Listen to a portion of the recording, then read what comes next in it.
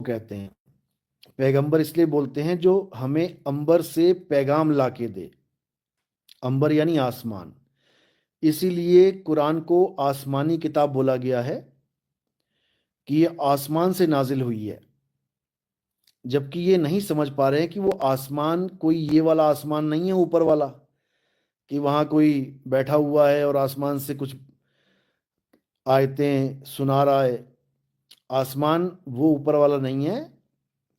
हमारे बॉडी के ही तीन हिस्से हैं, जिसमें धरती, आसमान और पाताल, ये तीन हिस्सों में बटा हुआ है हमारा शरीर। तो जो हमारा सबसे ऊपर वाला पार्ट है जिसमें दिमाग आता है, ये आसमान कहलाता है। इसी आसमान में से सारे ग्रंथ नाजिल होते हैं, केवल कुरान ही नहीं हुआ है, इसमें से हर ग्रंथ आया है। जितने भी ऋषि मुनियों ने, जितने भी साधु संतों ने, जितने भी पैगंबरों ने कोई भी ग्रंथ लिखा है वो इसी में से आया है। इसी में जो सोच होती है उसी से ग्रंथ लिखे जाते हैं। जो पाक सोच है उसी को लिपिबद्ध किया जाता है। तो कहने को आता है कि आसमान से उतरी है, क्योंकि ये हमारा जो शरीर है ये हमारे पूरे ब्रह्मांड का एक छोटा मैप कह सकते हो, ग्लोब कह सकते हो, एक उसकी नकल कह सकते हो। जिसको बोला भी गया है कि जो पिंडे सो ब्रह्मंडे। तो जो पिंड में है वही ब्रह्मांड में है।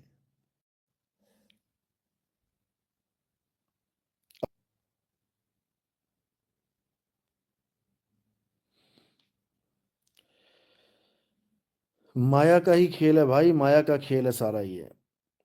देखो उस बेचारे के पीछे माया कैसी पड़ी। क्या नाम है उसका? इलाहाबादी। कौन सा इलाहाबादी है? क्या नाम है उसका?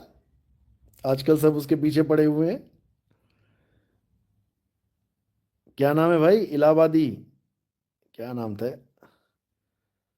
रणवीर। अच्छा, रणवीर इलाहाबादी। देखो मतलब, बड़े बड़े नेता, बड़े बड़े एक्टर, बड़ी बड़ी हस्तियां उसके साथ पॉडकास्ट कर रही हैं। और देखो उसके साथ कली काल ने क्या खेल खेल दिया। क्योंकि लोग उसको कसूरवार समझते हैं कि उसका कसूर है, उसका कसूर है। भाई हमें पता है किसका कसूर है। उसका 0.00000000001% भी कसूर नहीं है। कसूर किसका है? कसूर है उसके अंदर बैठे मन का। बड़े मजे ले रहा था ये मन। समझो इस बात को। ये सब मन का खेल है। बड़े बड़े लोगों को धराशायी कर देता है ये मन। अभी तुम्हें नहीं पता इसके बारे में।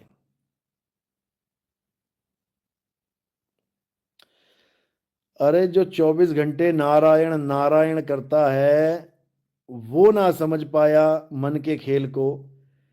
जिस नारायण नारायण की पूजा करता है, नाम जपता है, उसी को श्राप दे बैठा। तो ये इलाहाबादी क्या चीज है उसके सामने। और केवल अकेला वो नहीं, ये जितने भी बैठे हुए हैं, ये सब मन ने घुमा रखा है इनको। मन ने ऐसा चरखा चला रखा है इनका, इनको पता भी नहीं है कि हमारे साथ साथ खेल कौन खेल रहा है। इनको लग रहा है बहुत बड़ी तरक्की हो रही है हमारी, ऐसे वैसे। अकल दे देगा किसी दिन ये सही से।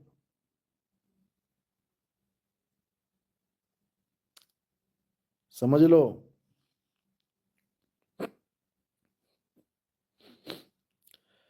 साहिब के चेले बनने के बाद ये मन कहाँ जाएगा? इस मन से सूरत को हटा लेना है। जब मन से सूरत को हटा लेंगे तो ये जो आज चलायमान हुआ पड़ा है, ये स्थिर हो जाएगा, ये रुक जाएगा। और जब पूर्ण चेतना निकाल के अपने शब्द में लगा लेंगे तो इसकी मृत्यु, मौत कह देते हैं, मर जाएगा ये। ऐसे नहीं मरेगा। जब तक शब्द में सूरत नहीं समाई।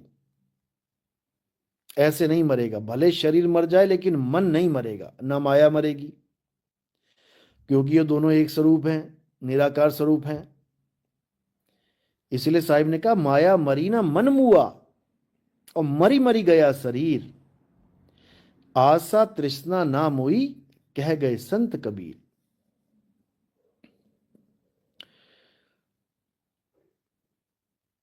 तो कैसे मरेगा? जैसे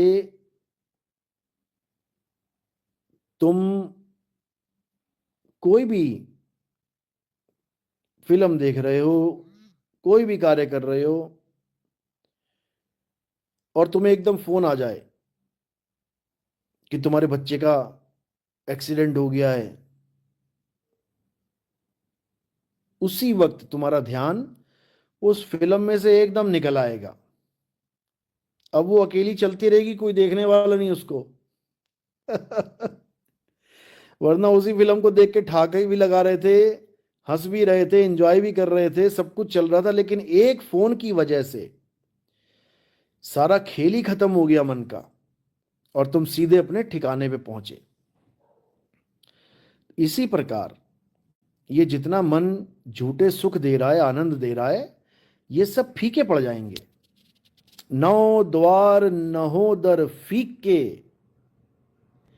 रस अमृत 10वें चुईजे। जब अमृत रस चखोगे तब ये अपने आप फीके पड़ जाएंगे। ये तब होगा, ऐसे नहीं होगा।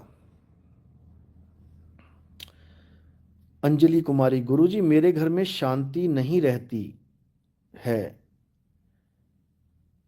क्या करें, कोई उपाय बताइए। पैसा टिकता भी नहीं है। बाबा बागेश्वर समझ लिया क्या? हाँ। अब तुम्हें उपाय बताओ कि पैसा क्यों नहीं टिकता। अरे भाई, जितना पैसा कमाते हो उसके हिसाब से खर्चे कम किया करो, टिकेगा। अब आमदनी अठन्नी, खर्चा रुपया, तो कहां टिकेगा। एक एक हिसाब लिखा करो, पर डे के हिसाब से, कितना पैसा सब्जी में जा रहा है, कितना दूध में जा रहा है, कितना कहाँ जा रहा है, खुद ही समझ में आ जाएगा टिक रहा है कि नहीं टिक रहा है, कहाँ जा रहा है। बताओ, हद ही कर दी। और कौन सा घर है जिसके यहाँ पैसा टिकता है? खाना पीना नहीं है क्या? भूखे मर जाना है? चींटी की तरह पेट में गांठ मार ले क्या? चींटी का पेट देखा है ना, आगे से मोटी, पीछे से मोटी, बीच में गांठ लगा रखी है जैसे। तो भाई, पैसा खर्चने के लिए ही बनता है। तुम्हारे सारे काम निकल रहे हैं, वो सबसे अच्छी बात है। तुम्हें मांगना नहीं पड़ रहा है, अच्छी बात है। टिकाने के कि तुमने यहाँ पे बिल्डिंगें बनानी है क्या? अरे साहिब, इतना दीजिए जामे कुटुंब समाए, और मैं भी भूखा ना रहूं, साधु भूखा ना जाए। इस फार्मूले को अपने जीवन में उतार लोगे तो तुम्हारा पैसा भी टिकने लग जाएगा और तुम्हारा दिमाग भी टिक जाएगा। फिर भागम भाग खत्म हो जाएगी। समझ लो।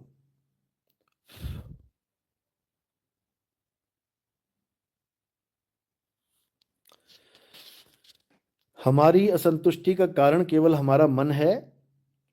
याद रखो, ये तुम्हें दौड़ाता है, दौड़ाता है, दौड़ाता है, लास्ट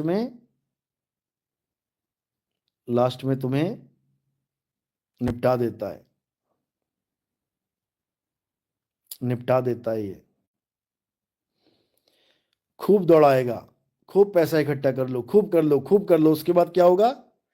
बिजली का खंभा तुम्हारे सिर पे गिर जाएगा और तुम धराशायी हो जाओगे। खूब पैसा कमाओ, खूब कमाओ, उसके बाद क्या होगा? उसके बाद पता लगा तुम ट्रेन में जा रहे हो, चलती ट्रेन से गिर पड़े। खूब पैसा कमाओ, खूब खूब खूब, उसके बाद क्या होगा? पता लगा तुम किश्ती में घूमने गए, किश्ती पलट गई और तुम भी मारे गए। अरे भाई, आज की जिंदगी, आज के जीवन में जियो, जिंदगी आज में जियो। आज तुम खुश हो तो समझ लो कि तुम सबसे बड़े चौधरी हो दुनिया के। और अगर तुम आज दुखी हो और सोच रहे हो मैं कल पैसा कमा के सुखी हो जाऊंगा, तो तुम सबसे बड़े बेवकूफ हो दुनिया के, सबसे बड़े बेवकूफ हो।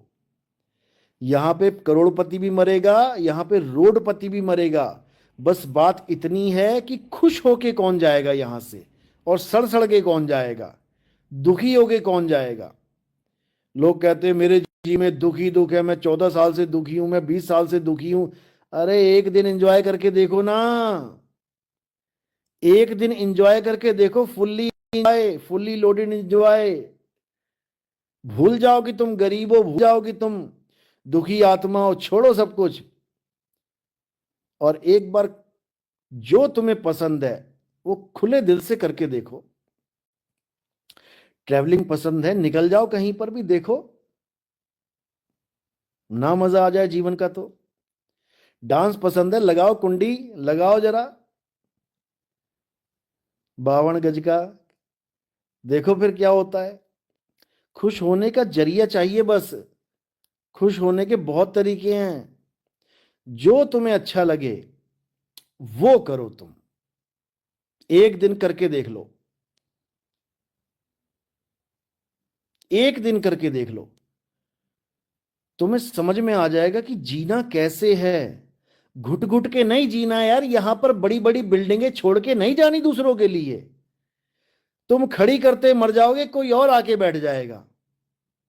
सड़ सड़ के मर जाओगे, दुखी होते होते मर जाओगे, मैं अमीर क्यों नहीं, मैं अमीर क्यों नहीं, मैं अमीर क्यों नहीं। और तुम्हारे सामने से 50 अमीरों की लाशें गुजर चुकी हैं, जो कहते थे मैं करोड़पति, मैं अरबपति, मिट्टी हो गए तुम्हारी आंखों के सामने। लेकिन तुम्हें नहीं समझ में आया कि इस दुनिया में हम अमीर और गरीब कुछ भी नहीं है भाई, कुछ भी नहीं है। हम मरने के लिए पैदा हुए हैं, मरने की तारीखें पास आ रही हैं।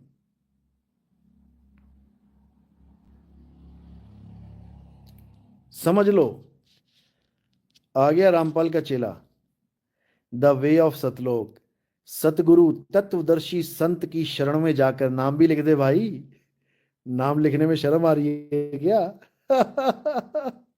ये नेपाल नहीं है, मेरा लाइव है, यहाँ चलेगा तेरा नाम।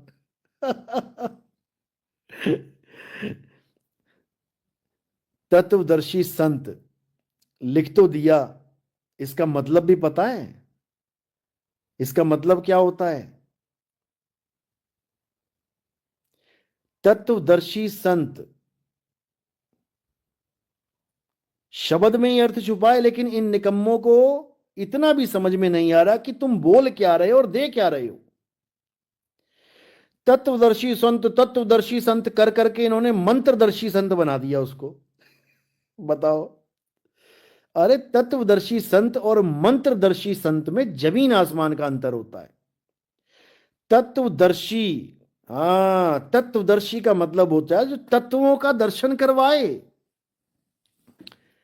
तत्वों का दर्शन कराए। जैसे सूक्ष्मदर्शी, सूक्ष्मदर्शी का मतलब ये नहीं है कि तुम्हें मंत्र जपवाए, amoeba paramecium, amoeba paramecium, amoeba paramecium.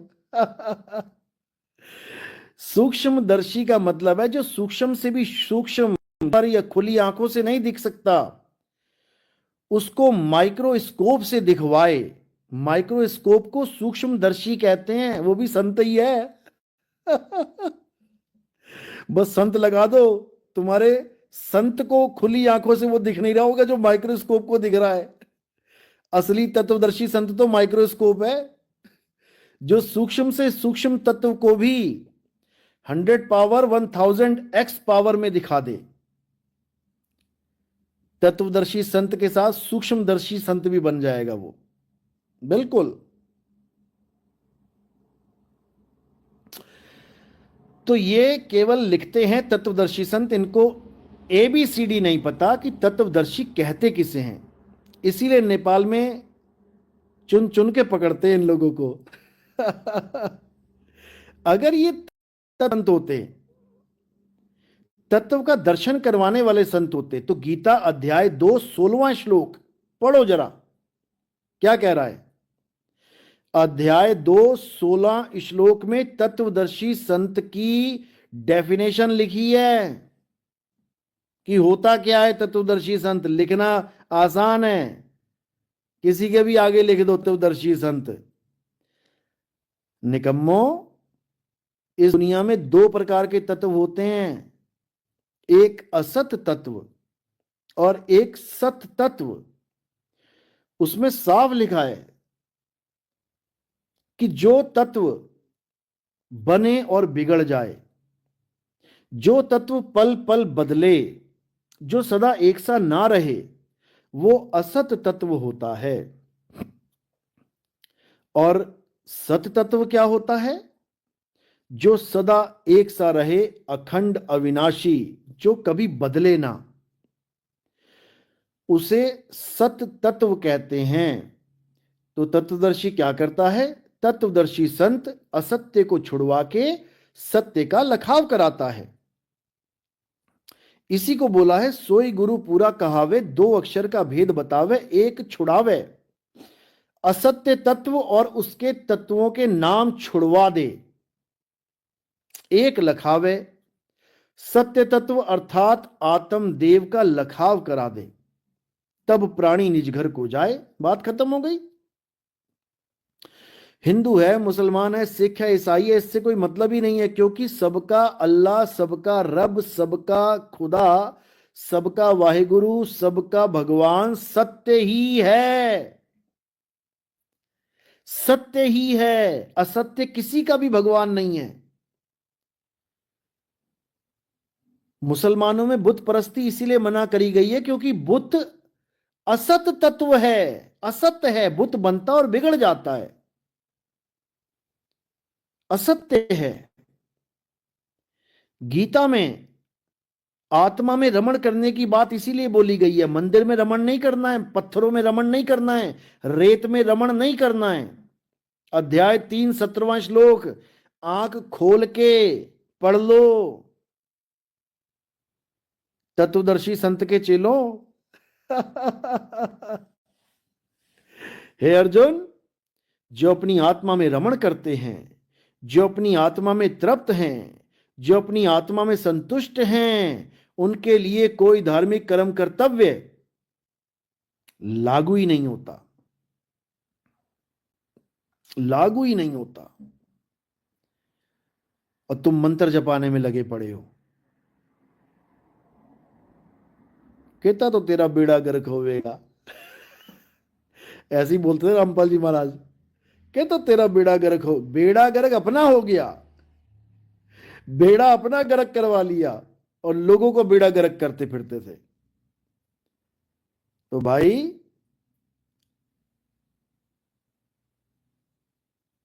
अभी समय है, तत्वदर्शी संत को खोज लो, नहीं तो इन्हीं तत्वों में धक्के खाते फिरोगे।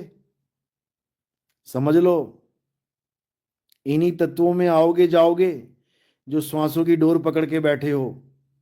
अरे श्वासा संग जो करे पयाना, पांच तत्व में जाए समाना। पकड़ना था अपनी आत्मा को और पकड़ लिया श्वासों को। बताओ, श्वास भी असत तत्व है, लेकिन नहीं समझ में आएगा। तो नकली तत्वदर्शी संत के चेलों, संभल जाओ, अभी मौका है, ये बार बार मौका नहीं मिलेगा कि कहो बार बार मौका मिलेगा, नहीं मिलेगा। ये जन्म इतना कीमती है, तुम सोच भी नहीं सकते। काल भगवान इसीलिए पूरा जोर लगाता है, 52 का जाल लेके आता है। हिंदू को हिंदी में फंसाता है, अरबी को अरबी भाषा में फंसाता है, अंग्रेज को अंग्रेजी भाषा में फंसाता है, जापान को जापानी भाषा में फंसाता है, ताइवान को ताइवानी भाषा में फंसाता है, मंगोल को मंगोली भाषा में फंसाता है, पुर्तगीज को पुर्तगी भाषा में फंसाता है, स्पेनिश को स्पेनी भाषा में फंसाता है। समझ लो, इसके पास 52 का बहुत तगड़ा जाल है।